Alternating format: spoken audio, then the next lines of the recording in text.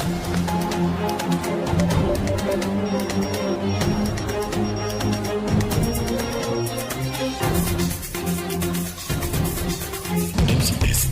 journal.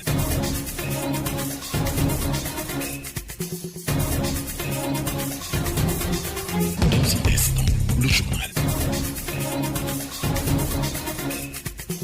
Poukoumel FM, dans un instant, le journal.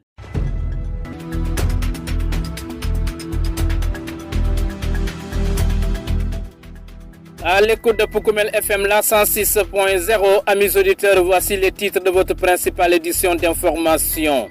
À Goudomp, les charges interpellent les autorités sur le déficit d'infrastructures de base et appellent à l'achèvement des chantiers pour améliorer les conditions de vie et lutter contre le chômage des jeunes.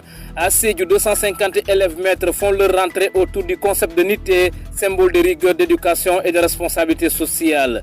Dans le Balantakunda, à Bakondi, les fidèles musulmans veillent toute la nuit pour Laylatul Khadr entre prières, méditation et messages de paix, de solidarité et de cohésion sociale. Le résumé de l'actualité des sports va compléter ce journal mis en onde par Ousseinou Kamara.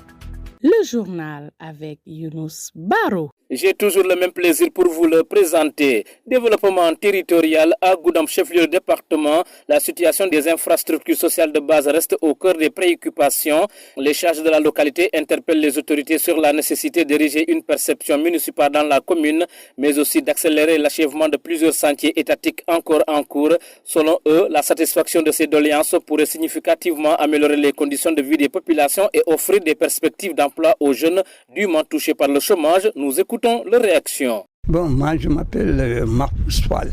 À Goudomp, moi je pense que l'administration n'a pas oublié Goudomp. Mais nos responsables politiques, nos responsables, nos élus qui sont à la mairie souvent oublient Goudomp. Parce qu'aujourd'hui l'essentiel c'est le développement de ce Goudomp-là. Il ne faut pas qu'on oublie. Il y a le centre de formation professionnelle. Goudomp a eu le centre de pêche depuis 1963. Donc, s'il y a un centre qui doit venir, chaque département doit avoir un centre, et surtout que ces centres-là sont souvent orientés, je pense que le mieux serait qu'on amène ce centre-là ici. Et ça, j'ai assisté au CRD à Sédhiou. Lorsque Sédhiou a dit qu'il doit mener le centre au niveau de Marseille, Fort Pinet-la-Plate, très bien, tout le monde était content. Tous les départements ont un centre qui fonctionne, sauf Goudomp. C'est un retard. Également, la perception. Goudomp, en tant que chef-lieu de département, Goudomp n'a pas de perception. Alors, les 15 collectivités qui sont là vont verser leur argent à Sédhiou. Goudomp peut en bénéficier.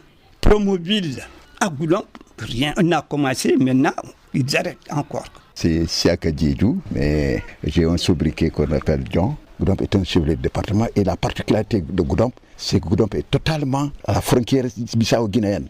Donc Goudomp doit avoir un truc de faveur par rapport au développement du Sénégal. Normalement, ça doit être à peu près un petit carrefour où les gens vont passer pour aller à Ngoré, à Bissau, raccourci facilement. Mais malheureusement, il n'y a pas ça. Il y a eu des infrastructures qui sont installées mais qui ne sont pas encore matérialisées, réalisées. Je crois que là aussi, il y a problème. Que c'est ceux-là qui prennent des décisions, c'est les politiques et autres là. On demandera à ces politiques-là de faire le maximum possible pour que ça soit comme ça. Un maire seulement ne peut absolument rien faire. Un président du conseil départemental ne peut absolument rien faire quand on n'a pas la faveur, n'est-ce pas, des autorités, des décideurs au sommet là-bas. Parce qu'au fait, c'est ça, même Sédhiou qui se développe comme ça. Sédhiou, les politiciens de Sédhiou ont eu cette expertise et autres là, d'aborder les gens et de créer pour qu'on puisse créer quelque chose. C'est le rôle qui manque aux politiciens Goudomp, pas du moins je crois. Donc je crois que les gens doivent continuer à plaider pour que Goudomp puisse avoir toutes ces infrastructures-là, toutes ces institutions qui doivent être installées à Goudomp. Il faut ça. Parce qu'au fait, c'est normal aussi. Comme je l'ai dit, Goudomp est entre Kolda et Ziguinchor. Et Goudomp, c'est le centre. Donc Goudomp, vraiment, quand on vient à Goudomp, on doit sentir qu'on est dans un chef-lieu de département. Voilà les charges de Goudomp qui interpellent les autorités sur la nécessité d'ériger une perception municipale dans la commune, mais aussi d'accélérer l'achèvement de plusieurs chantiers étatiques encore en cours pour améliorer les conditions de vie des populations et offrir des perspectives d'emploi aux jeunes durement touchés par le chômage. À Sédhiou, l'amphi de rentrée a été marqué par l'accueil de 250 maîtres élèves venus inaugurer leur formation. Pour cette nouvelle promotion, la leçon inaugurale a mis l'accent sur la Nité, un concept fondamental qui incarne à la fois l'éducation, la rigueur et la responsabilité sociale, le directeur Balamane a rappelé combien de fois ces valeurs sont essentielles pour former des enseignants engagés et conscients de leur rôle dans la société. Le voici. C'est pour consacrer à la tradition, comme vous le savez chaque année, à l'occasion de l'ouverture du CRP, quand nous recevons les nouvelles recrues du CREM, nous procédons à une installation officielle.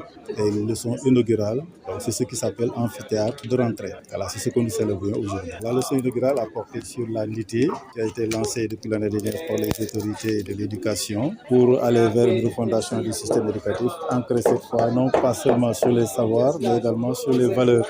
D'abord, être dans la même barque que les autorités qui nous montrent la direction à suivre, mais aussi sentir la nécessité de recadrer au vu de ce qui se passe autour de nous, recentrer les missions de l'enseignant autour des valeurs positives dans lesquelles se retrouve la société sénégalaise. Je crois que la même question est revenue l'année dernière quand nous étions à 150. Nous nous sommes montrés résilients et avons transformé les difficultés et les contraintes en opportunités. Et je pense que c'est au vu des résultats et des conditions d'accueil qui sont largement améliorées que les autorités ont jugé nécessaire de nous en affecter davantage. Et je pense que nous serons à la hauteur. Unité, comme thème bi ni mu ko indiqué. Nous sommes dans la unité.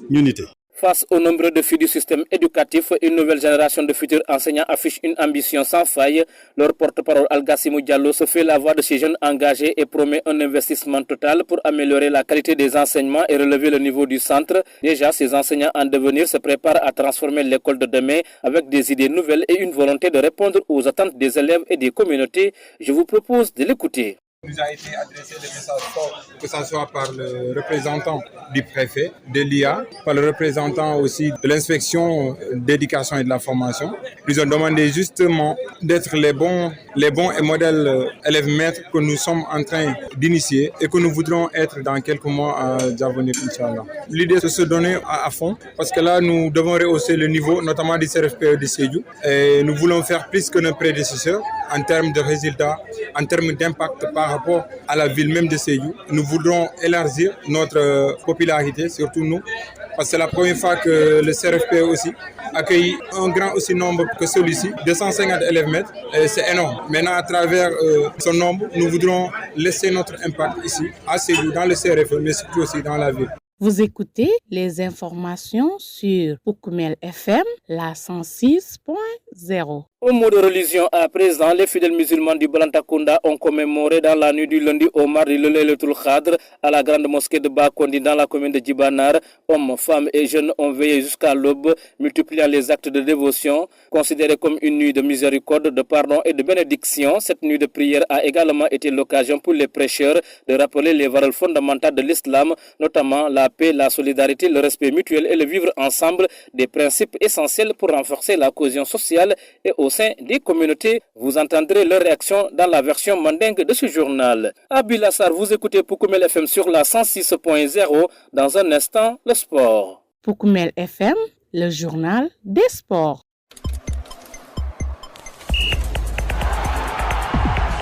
Actualité des sports dans ce studio avec moi, Lamine Fati, pour nous la présenter. Lamine, qu'est-ce qu'on peut retenir?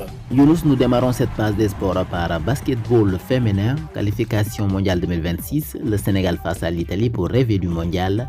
Les Lions du Sénégal jouent leur avenir ce mardi face à l'Italie à Saint-Jean 18h GMT lors de la dernière journée du tournoi qualificatif à la Coupe du Monde féminine 2026.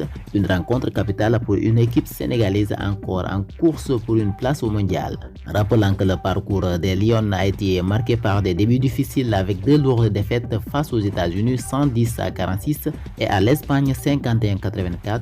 Elles ont ensuite relevé la tête en s'imposant contre la Nouvelle-Zélande 61-45, relançant leur espoir de qualification. Younous, on enchaîne avec lutte sénégalaise. Après des réunions dans les locaux de la Fédération sénégalaise de lutte, Gaston Production a réussi à convaincre les deux lutteurs à s'affronter à la date du 7 juin 2026. Cependant, la régularisation attend encore quelques jours.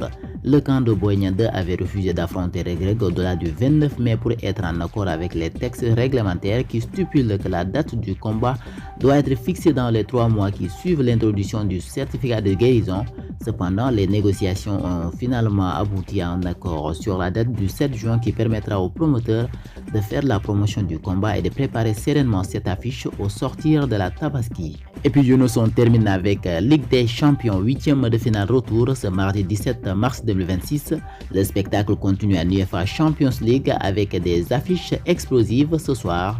Des qualifications pour les quarts de finale sont en jeu. Programme du jour, 18h45, Sporting CP face au Bodo Glimt, 20h, Chelsea face à Paris Saint-Germain, Manchester City face au Grand Real Madrid, Arsenal face à Leverkusen. Younous, voici tout ce qu'on peut retenir dans cette page des sports.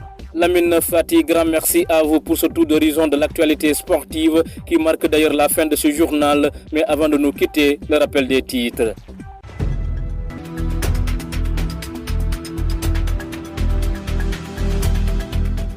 À Goudomp, les charges interpellent les autorités sur le déficit d'infrastructures de base et appellent à l'achèvement des chantiers pour améliorer les conditions de vie et lutter contre le chômage des jeunes. Vous les avez entendus. À Sédhiou, 250 élèves maîtres font leur entrée autour du concept de Nité, symbole de rigueur, d'éducation et de responsabilité sociale. Vous avez également suivi tous les détails. Dans le Balantakunda, à Bakondi, les fidèles musulmans veillent toute la nuit pour le Laylatul Qadr entre prière, méditation et messages de paix, de solidarité et de cohésion sociale. Le résumé de l'actualité des sports présenté par Lamine Fati a mis un terme à ce journal, mis en onde par Ousseinou Kamara, que nous remercions infiniment pour sa complicité technique. À ses côtés, Abdou Diédiou. Grand merci également à Lamine Fati pour la même mise à la réalisation et à vous, amis auditeurs, pour votre écoute attentive. À la présentation, c'était Younous Baro. Gardez jalousement la fréquence. La version mandingue, c'est après ceci.